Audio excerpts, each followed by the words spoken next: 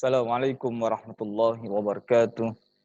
Alhamdulillah, salatu wassalamu ala Rasulillah wa ala alihi wa ashabihi wa mawalah amma ba'd. Mari kita awali pertemuan kita pelajaran fikih hari ini dengan bersama-sama membaca basmalah. Bismillahirrahmanirrahim. Bersyukur kepada Allah, alhamdulillah hari ini kita bisa melanjutkan pelajaran kita dalam mata pelajaran fikih. Mudah-mudahan anak-anakku semuanya dalam keadaan sehat walafiat, tetap semangat belajar dan beribadah dari rumah. Anak-anakku, pada minggu yang lalu kita sudah membahas tentang ringkasan materi pelajaran selama semester ganjil ini. Kemudian hari ini kita akan memulai pelajaran bab 1, yaitu tentang toharoh. Mungkin kalimat ini sudah tidak asing di telinga kita. Kita sudah sering mendengar kalimat toharoh, tapi alangkah baiknya kalau kita bahas kembali apa yang dimaksud toharoh dalam ilmu fikih.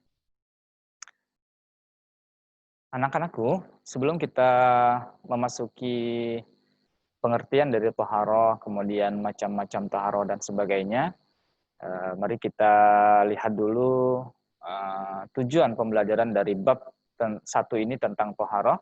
Yang pertama, meyakini pentingnya bersuci sebagai syarat ibadah.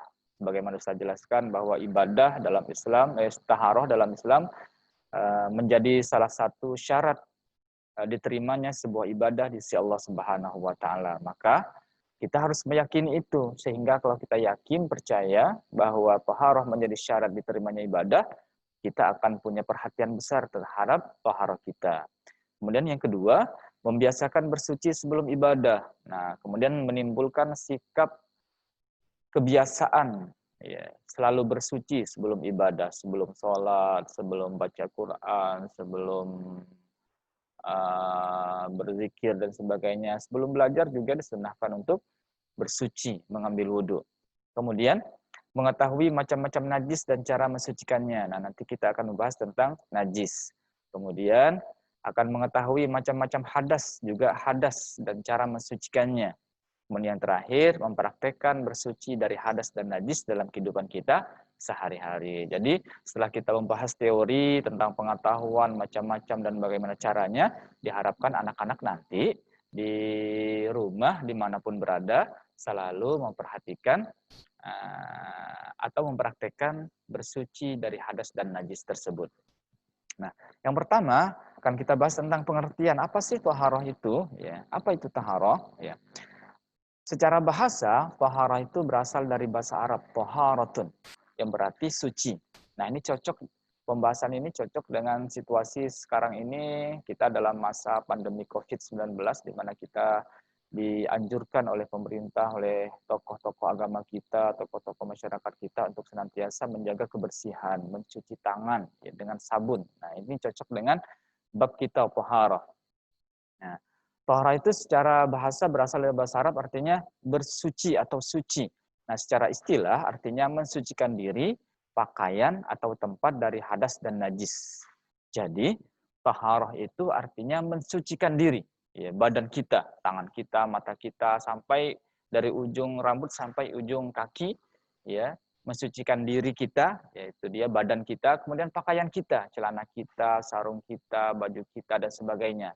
Kemudian tempat kita, ya, lantai, sajadah, dan sebagainya dari hadas dan najis. Itu yang dimaksud dengan taharah, yaitu mensucikan diri, pakaian, atau tempat dari hadas dan najis. Nah, di sini ada istilah baru lagi, yaitu hadas dan najis. Apa beda antara hadas dan najis? Yuk, kita cari tahu. Hadas, ya, kemudian najis. Hadas adalah keadaan tidak suci seseorang yang disebabkan hal-hal tertentu. Ya, jadi keadaan tidak suci. Jadi tidak ada wujudnya. Jadi hadas itu tidak ada wujudnya. Keadaan, jadi keadaan tidak suci seorang yang disebabkan hal-hal tertentu, misalnya BAB, buang air besar, atau buang air kecil, atau bersentuhan laki-laki dan perempuan, bukan mahram, karena haid atau nifas. Jadi, misalnya haid itu bukan darahnya, itu hadas, tapi keadaannya. Atau nifas orang yang melahirkan bukan karena darah yang keluar, tapi keadaan dia. Nah, kalau darahnya itu nanti masuk dalam najis. Sementara najis adalah sesuatu. Nah, kalau sesuatu berarti ada wujudnya. Sesuatu yang kotor yang menyebabkan tidak sahnya suatu ibadah. Kotoran manusia misalnya, darah, nanah, air seni atau air kencing misalnya, dan lain-lain. Jadi, misalnya tadi Ustadz gambarkan, orang haid misalnya. Haid itu keadaan orangnya itu hadas. Jadi keadaan tidak suci dia karena haid itu hadas. Sementara darahnya yang keluar itu disebut dengan najis. Nah, najis. Nah, kalau misalnya buang buang angin misalnya, BA buang angin.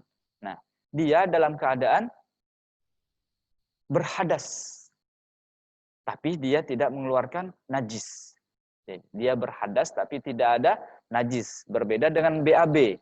Kalau buang air besar, dia berhadas juga dia bernajis. Ya. Jadi keadaannya dia ketika membuang air besar itu berhadas.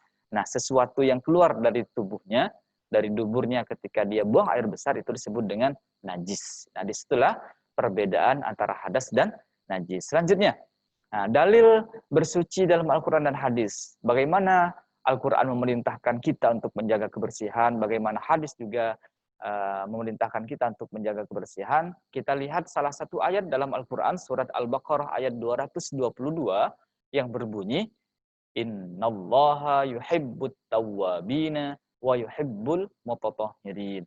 Innallaha yuhibbut tawwabina wa yuhibbul mutatahhirin. Nah, sesungguhnya Allah mencintai orang-orang yang bertaubat dan lagi mensucikan diri. Nah, inilah dalil atau anjuran Allah, perintah Allah dalam Al-Quran, salah satu dalam ayat Al-Baqarah 22 ini, yang menganjurkan umat Islam untuk senantiasa membersihkan hatinya, at-tawwabin, wa yuhibbul mutatahhirin, dan membersihkan badannya, pakaiannya, dan tempatnya dari hadas dan najis. Nah, kemudian bagaimana dalam hadis? Dalam hadis Rasulullah SAW yang diriwayatkan oleh Imam Muslim, Rasulullah SAW bersabda, "At-tahuru syatrul iman." At-tahuru syatrul iman. Kebersihan itu sebagian dari iman. Jadi orang-orang yang beriman, orang-orang yang mengaku beriman kepada Allah, dia akan cinta kebersihan.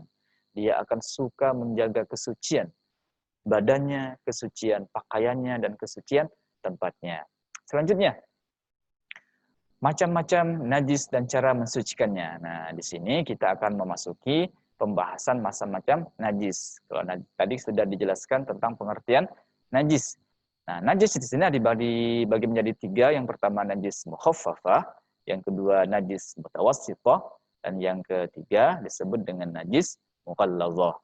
Nah, akan kita bahas satu persatu apa pengertiannya, apa contohnya, dan bagaimana cara mensucikannya. Yang pertama, najis mukhaffafah. Jadi najis mukhaffafah adalah najis ringan. Ya, najis ringan, najis yang paling ringan itu najis mukhaffafah. Ya, contohnya apa? Air kencing bayi laki-laki yang umurnya belum 2 tahun dan hanya minum ASI. Ya, jadi air kencing bayi laki-laki berumur belum 2 tahun dan tidak mengkonsumsi makanan apapun kecuali hanya minum ASI. Jadi bayinya belum 2 tahun, ya masih 2 tahun kurang sebulan misalnya. Ya, dan tidak makan kecuali air ASI ibu. Ya, tapi bagaimana kalau dia sudah makan cilok, sudah makan bakso, sudah makan cikici dan sebagainya? Nah, sudah tidak termasuk najis ringan lagi. Dia naik tingkatannya menjadi najis sedang. Gitu. Nah, bagaimana cara mensucikannya?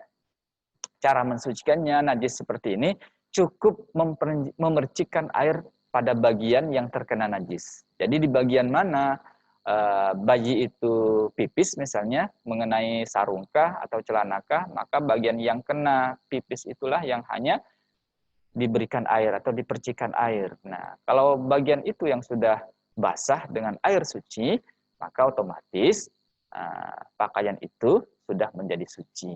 Jadi cukup sederhana cara mensucikannya karena memang najisnya najis mukhaffafah atau najis ringan. Yang kedua adalah najis mutawassithah. Ya, najis mutawassithah adalah najis pertengahan.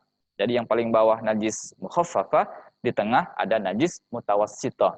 Apa contohnya? Darah. Ya. Nah, kemudian minuman keras atau arak, bir misalnya. Kemudian bangkai. Ya, bangkai itu binatang yang mati tanpa disembelih. Ya. Kemudian nanah.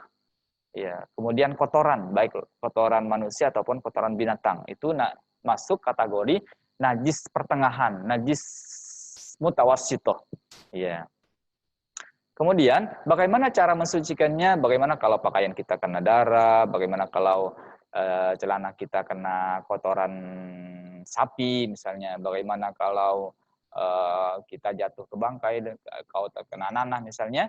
Cara mensucikan adalah dicuci sampai bersih, sampai hilang baunya, sampai hilang warnanya, dan sampai hilang zatnya. Jadi tidak ada sisa. Warnanya hilang, baunya tidak ada, kemudian zatnya juga tidak ada pada benda yang dikenai oleh najis tersebut. Kemudian selanjutnya yang ketiga adalah najis mughalladhah. Ya, apa yang dimaksud dengan najis mughalladhah adalah najis berat. Ya. Jadi ada mukhaffafah, mutawassithah, dan mughalladhah adalah najis berat. Contohnya adalah anjing, babi, dan sebagainya. Dan bagaimana cara mensucikannya? Cara mensucikannya yaitu dengan dicuci 7 kali, dan salah satunya menggunakan tanah. Nah, ini karena ini termasuk najis yang berat, ya. Jadi cara mensucikannya juga cukup berat. Jadi tidak cukup hilang baunya, tidak cukup hilang zatnya, tidak cukup hilang warnanya, tapi disyaratkan di antara 7 kali itu menggunakan tanah. Ya, karena tanah ini bisa mensucikan virus dan sebagainya. Nah, untuk itu anak-anakku harus memperhatikan ya, najis apa yang mengenai pakaian kita atau badan kita. Jika najis itu mukhaffafah, bagaimana cara mensucikannya? Jadi dia najis mutawassithah, bagaimana cara mensucikannya? Atau najis mughalladhah, bagaimana cara mensucikannya? Anak-anakku sekalian rahmati Allah Subhanahu wa taala, dan kalian bisa mencari hikmah atau pelajaran kenapa Islam itu menganjurkan mencuci najis berat itu menggunakan tanah. Nanti di searching di YouTube ya, apa rahasianya, insya Allah nanti Anda ketahui. Baik anak-anakku, itulah pelajaran kita hari ini. Mudah-mudahan bisa dipahami. Untuk tugasnya adalah kalian diminta merangkum di buku tulis tentang materi yang kita bahas hari ini. Kemudian menghafalkan dalil bersuci. Ya, innallaha yuhibbut tawwabina wa yuhibbul mutatahhirin, dengan artinya atau hadisnya al-iman at-tahuru syatrul iman, hadis riwayat Muslim, dan tugas tersebut tidak perlu dikumpulkan. Demikian, terima kasih. Cukup itu yang bisa kita bahas hari ini. Kita tutup pertemuan kita membaca hamdalah. Alhamdulillahirabbil alamin. Terima kasih. Wassalamualaikum warahmatullahi wabarakatuh.